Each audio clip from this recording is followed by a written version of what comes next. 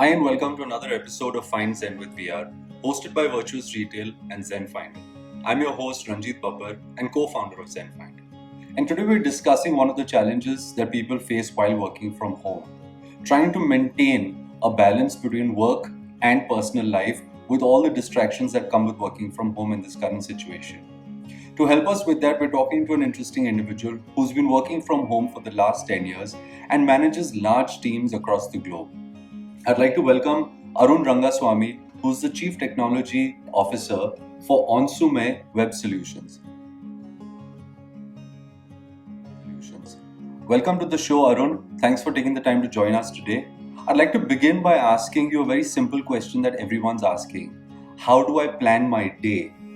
And, considering that most of them have never worked from home, maybe you could share some of your experiences and tips on how to kind of make it more efficient. Thank you very much. It's a pleasure having me share my thoughts about working from home. Working from home has got its own challenges. Actually, you need to consider the environment first thing, and also stay focused to deliver what you have to do it within a stipulated time.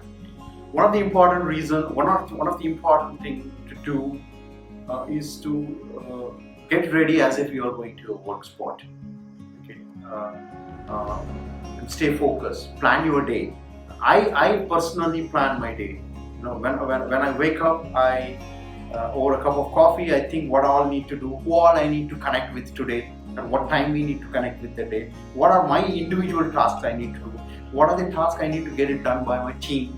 Okay, and the other leaders in my team. What are the things? So we structure. So I structure basically the first portion of my work is to connect with my leaders, and I give whatever I want to have them do, pass it on, and then they will take care of it with their team actually. So planning and then conveying it to your team, that's the key. So here communication is a very important thing. So be over communicating during. That's what I do. I over communicate at this time. I don't hesitate to kind of. There are so many channels. Either Google Chat or email or WhatsApp. Use all the medium to connect with the people. And I stay focused in my work. I take a lot of breaks actually, and I don't believe, especially in working from home, you can't work 9 to 5. You can't have like an office environment. I'm going to work from 9 to 5. Okay, you need to be quite flexible here because you also have time to do things which you want, so that you get out of your monotony. So I normally structure half an hour to 1 hour of work, then take a break of 5 to 15 minutes, and then get back again.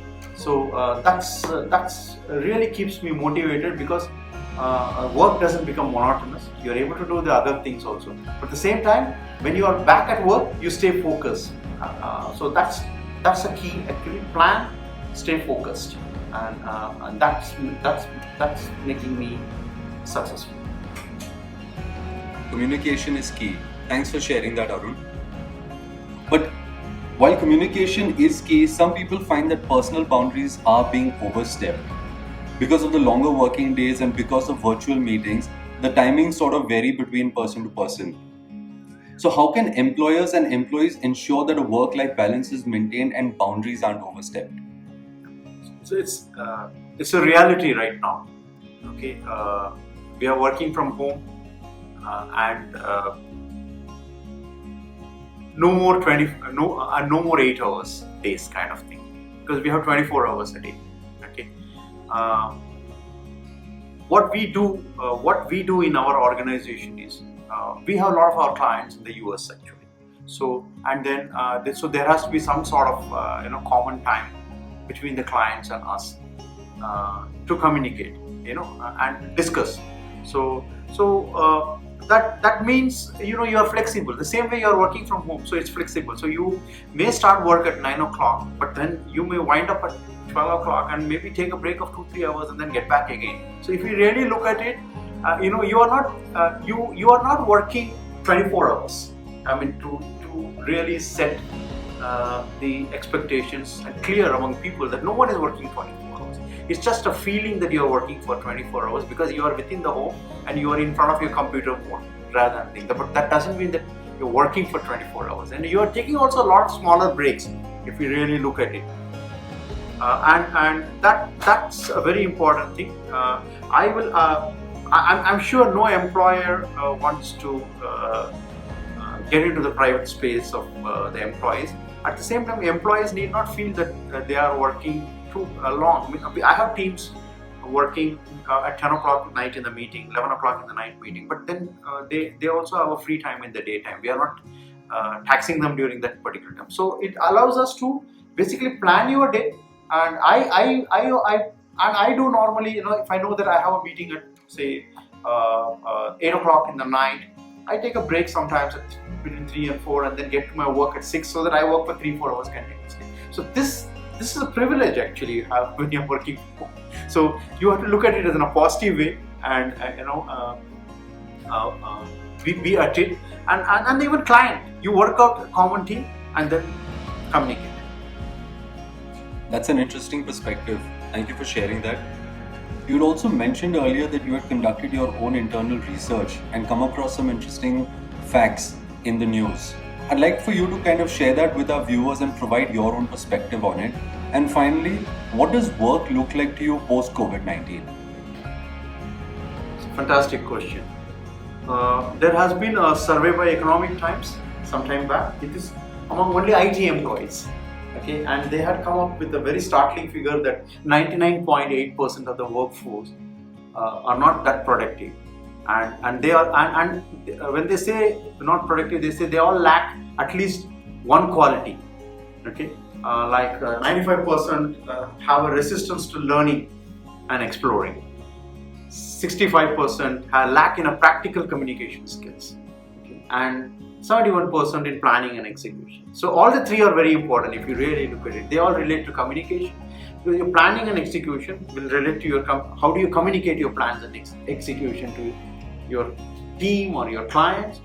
And in our field, the learning has to be continuous because you need to spend some time of your day to learn things also. And here I found that work from home has got a blessing because we all don't have to travel. We all have a saving of maybe a couple of hours or 3 hours of travel time for lots of people. Okay, so they can invest some portion of that time in self-learning. I always will tell everyone that please self-learn. Okay, and we also conduct surveys with our team, and then we stay engaged with them, on a weekly basis, if not a bigger audience on a fortnightly basis, a smaller audience on a weekly basis. We also hear to their, mindsets, how they are feeling, just to get them stay focused and help them. That's one of the tips which I will tell to, especially to the managers. They need to engage with their team and understand what's going through the minds of their team colleagues, so that they can get the best out of it actually. And I feel the one positive thing of this COVID-19 and lockdown and work from home is going to be a lot of people are going to now find out a very good. First of all, there's going to be a greater acceptance of work from home in the market. Because there has been always a taboo on work from home. That's going to be a big thing, and there's going to be a lot of encouragement in working from home going in the future, which may give a good work-life balance for a lot. And I think that's the biggest positive take I feel the industry has to take. Thank you so much for that, Arun. So basically, communication is key if you want to be successful during these trying times, whether you're an employee or a manager. That's all the time that we have for in today's show. Thank you so much for joining us, and do stay tuned for more videos.